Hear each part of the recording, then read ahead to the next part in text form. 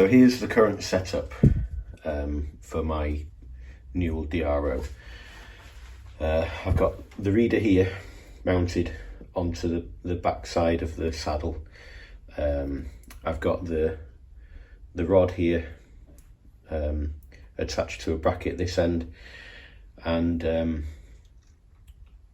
I've mentioned on a previous video that I want to revise the way I've got this arranged, so that's what I'm going to work on now. And there are a couple of things that I'm not really happy with. One is I have this interference here between when I wind this bracket. Sorry, when I wind the cross slide back, I get this foul condition here between the bracket and my clamping lever that I made for the carriage. And even before I made this, it was in close proximity to the head of the bolt that was there before, so it wasn't ideal. And then also this rod gets in the way of the tailstock, so it limits the proximity of where I can get up to the work. It's only by about 15 to 20 mil. It's not a lot, but the available range on the tailstock isn't massive on a Myford anyway. So if you've got a deep hole to drill, sometimes you have to do it in a number of takes, where you need to, you can't do it in one go, kind of thing. And then the other thing is this here is just too close to the tailstock as it comes in. So I could do with a bit more clearance anyway. Probably my biggest concern is when I wind the cross slide in all the way, what happens is this rod here is quite delicate, and it's just completely open to if I have a build-up of swarf in the back here, which I don't very often. I mean, I rarely have a lot of swarf in here. I clean the machine out every time I use it, although if you look at the back there, it isn't looking particularly clean, but it's not piles of swarf, so I'd hate to pull swarf out of here, get it wrapped around this and snap this off. Or when I have a cover for the lathe, so it does worry me that this could catch on something and then break. So what I'm going to do is make a bracket to mount the reader all the way out here. So that's probably where I'm going to mount it, and that'll be in a fixed position like it is now, because it's going to be fixed relative to the saddle. And then I'm going to make a new bracket, and I'm going to move that to the back of the cross slide, and that'll give me this arrangement will move well out of the way. It'll give me the access that I need in here, both for using the carriage lock. I can bring the cross slide back as far as I should be able to, without having that range of motion restricted. And that's the plan. So so I've got some 10mm aluminium plate. I'm going to make a nice rigid bracket to mount on here, and it will also, if I can show you that, it will also be used to mount the Z-axis reader as well, because at the moment I've got this piece of plate that comes up here, which bolts up to this bracket, and is also fixed to the carriage. So the one bracket will mount both of these readers. So that's the plan. So I'm going to mark out the plate now, and then I'm going to take it to the Bridgeport and do some milling.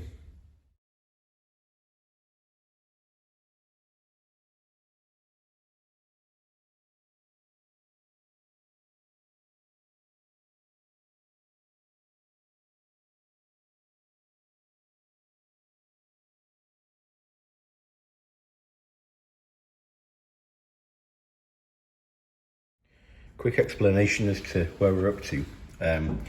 So as you saw, I cut the bits of plate up. I've ganged 2 pieces together here now, and I've just milled across the top. I've milled the edge to square it up, and I've milled the other end here as well. So I've got 3 faces square to each other and they're all nice and straight. So I'm going to deburr this now. I'm going to put a toolmaker's clamp on each end so that they don't lose their relationship to each other. I'm going to flip it over and I'm going to machine a little stub on there, and I'm going to machine the angled face, which is what's held in the vise here, so you can see one end there and the other end there. And that'll be the 2 side plates blocked up to the size and shape. In this orientation, I could actually put the holes in, the tapped holes, so I'll probably do that as well. Otherwise I've got to set this up again and get it level, and whereas as it is now it's perfectly level. So so I've talked myself into it. That's what I'm going to do next. I'm going to deburr, put the hole, drill and tap the holes, and they're going to be M4, and then I'll do the rest of what I said. So yep, see you in a mo.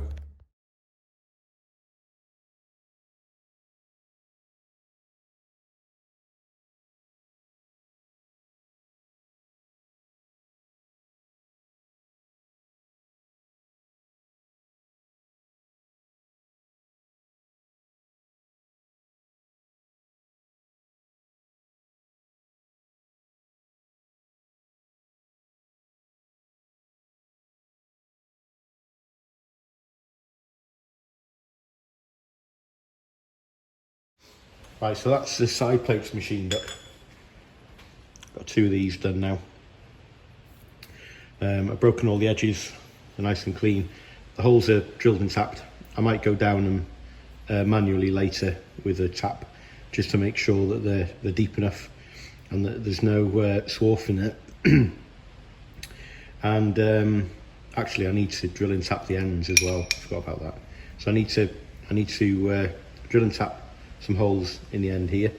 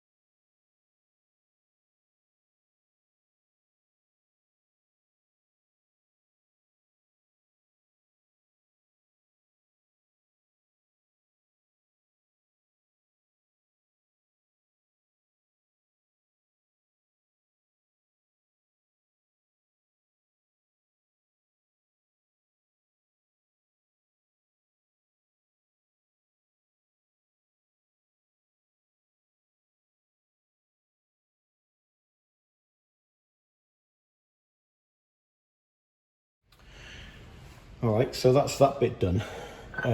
So that's the 2 rows of M4 clearance holes with the counterbores done, and then there's this row of M3 clearance holes with counterbores. So that's the top plate. Most of the work's done on the top plate now. All that's left to do, I might trim this end to length later, because there's a false cut on there, so I might do something with that later. But apart from a deburr and some chamfers on these holes. This part, I'm not going to do anything more to this before I fit it up as a test fit on the machine. So so what's left to do now is to get the end plate done, put the holes in it, and some holes in the end of the side plates as well. So I'll get on with that.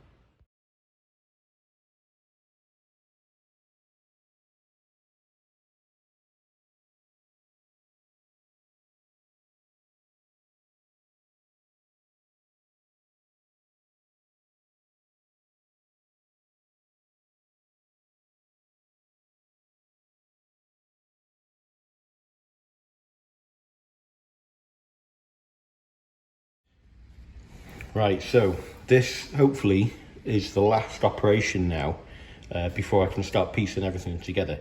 So I just need to drill and tap 3 holes in this face here, and I'm going to do the same on the other end. So this is the 2 triangular pieces back to back to hold them up square up in the vise. I might just take a pass over the top of here because the finish isn't the best. So while I've got this little cutter in, I'll just use that. So I'll clean that up, and then I'll edge find and put the holes in.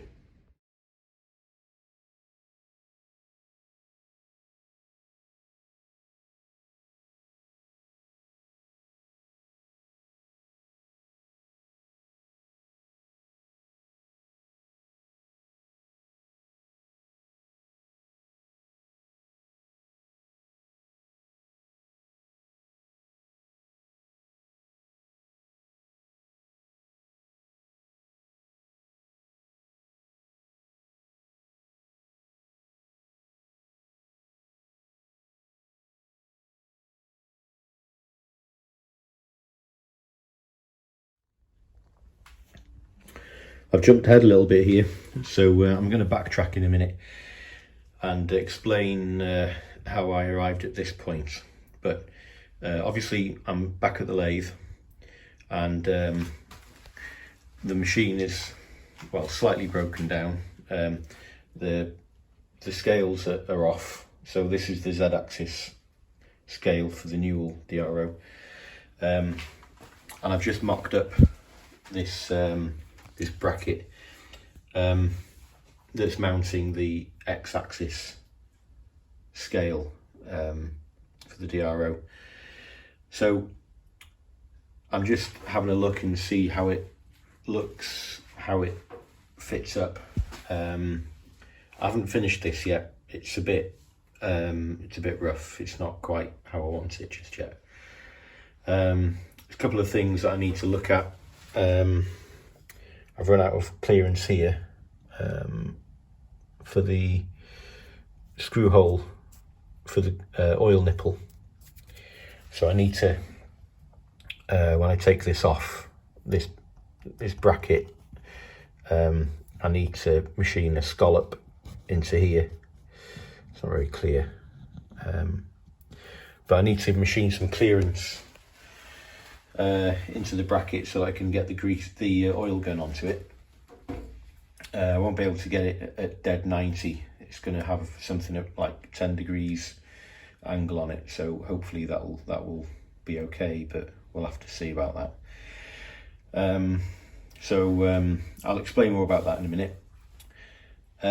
So this is where the reader's going to go. The reader's going to be situated back here. So the length of this is 6 inches. It's going to end up 150 mil. Excuse me. As you can see, it's bolted together along here. These are M4 screws. I've got some M3s along here, 3 of those that are going to go in. The reason for the M3 is that I'm using the existing plate on the end here, which is 6.5 mil thick. M3 is the biggest screw that I could get down into that without remaking the plate. So I probably should have remade the plate, but I haven't, but I'll reserve the right to do that in the future.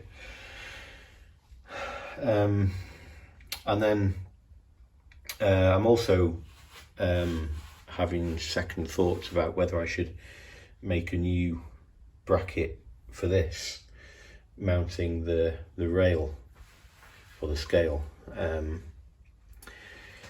So this is with the cross slide back as far as it's ever going to go. So this is never going to foul in between this throat here where the tailstock wants to have access to.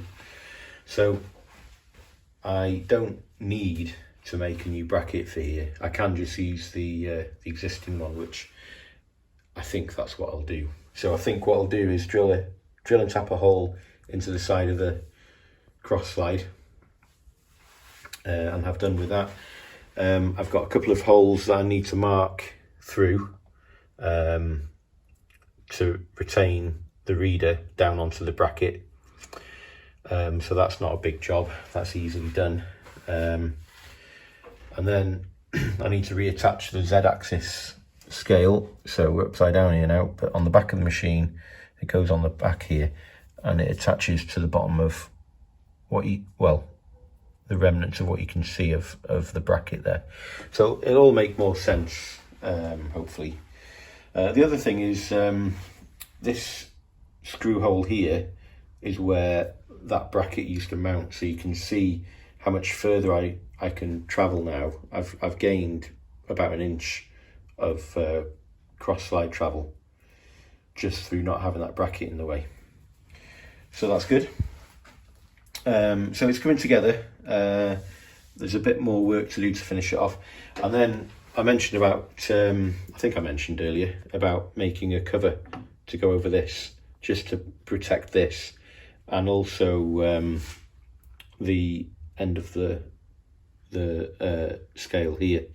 So the cover that I'm going to fabricate will go over the full length back to here. So so that's the plan.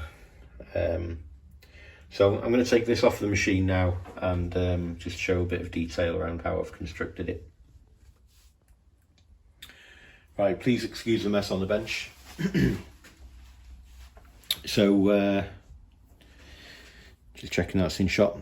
So this is the assembled bracket, if you like. It's more of a kind of, it's a beast of a bracket. And yeah, on reflection, I'm now thinking that I should have remade this end plate, because it's kind of, you know, out of scale compared to the rest of it. I probably could have made this out of some lighter gauge plate, but anyway, it is what it is for now. So all it's doing is holding its own weight, and hardly any other forces anyway. It's only mounting the reader on there. So what we've got is we've got some M4 screws here holding it together. We've got 3 each side, M3s, holding that to there.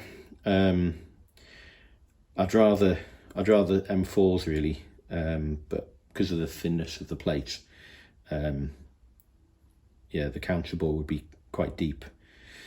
In relation to the thickness of the plate, there wouldn't be much wall left at the end. So anyway, that's how it looks. Those are the 2 holes that mount it to the back of the cross slide. Those are not standard holes in the machine. Those are holes that I drilled when I installed the DRO a couple of years ago. So this isn't finished. It looks a bit ugly because these are too long. So and we've got that false cut on there. So I'll be milling those off so that they're flush. So I'll do that. I'll mill it all together as an assembly. Same on the bottom here. So I'll mill that so that's nice and flush. It's completely non-functional, but I know it's not how I want it. So so yeah, got those to do. Other than that, I need to fit some screws into here, and then that's done, apart from a couple of holes that need to be drilled and tapped to mount the reader for the DRO. So that's that really. Actually, there is one more thing. So I mentioned about access for the oil nipple on the machine. So it's pretty much just the edge of the bracket comes flush with the edge of the hole for the oil nipple. So what I'm going to do is I'm going to come in here with an end mill at 10 degrees. I'm just going to put a little scallop into there, so that'll give me enough access for the oil gun. So then I can still reach over the back and do that when I need to. Right, so that's it. So next up is those things that I've mentioned there, and hopefully we'll have the machine back up and running again. And of course, I've lost all of my coordinates now for, well, at least in the x-axis for my tool library, so I'll have to reset all those. But anyway, that's okay, we can do that. Right, so as you can see, it's back on the machine now, the DRO, and so I drilled and tapped some holes to mount the reader to here, so that's on now, and the bracket is screwed to the side of the cross slide, and it's working fine. Show you on the DRO. There's X and Z. So yeah, it's functional. It's just slightly proud of the top of the carriage, so I'm going to take 1/2 mil off the top face of this bracket assembly, and if it was going to be a bit more structural, I'd probably see if I could get it TIG welded up, but it doesn't need it. So yeah, a couple of things to tidy up on the this mounting bracket, and then next up is to fabricate a shield for this, so it's got adequate protection and so that this isn't still out on its own. So I'll make a cover for that, but that'll be next. So so yeah, I think it feels better, daft as it may sound. I know, you know, the only difference is that this rail was here across there. It obscured the handle a bit, the locking lever, but having it out the back there, out of the way, feels a lot better, and I think it is a lot better. I probably should have made this a bit longer, actually, looking at it now. If I wind the cross slide all the way over,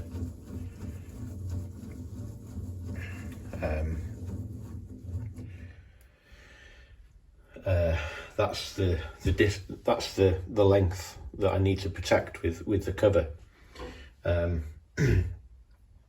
the cover itself is going to be flimsy by the time it's sticking out all the way over there. So I probably should have made this mounting longer. I probably should have made it so it extends to here, but I don't know. We'll have a think about it. Don't really want to remake it, but to do the job right, then maybe that's what I need to do. But anyway, we'll see. It might be secure enough with just a cover, so we'll see. We'll see what we can do with that. So what I might do is make the cover in 2 pieces, actually. So I might mount a piece of channel around the reader here. So I've got some tapped holes here that I can do that with. So that'll be nice and you know, solidly mounted. And then just a fabricated cover that's attached to here, maybe. I'll attach it somehow to the cross slide, so it rides over the top. Anyway, just some ideas. So there we go. Right, well, thanks for watching, and I'll follow up with another video with it completed, and then let me know what you think. So if you've made it this far, thanks for watching, and thanks to the subscribers and everyone else for your comments, and I'll see you soon. Bye for now.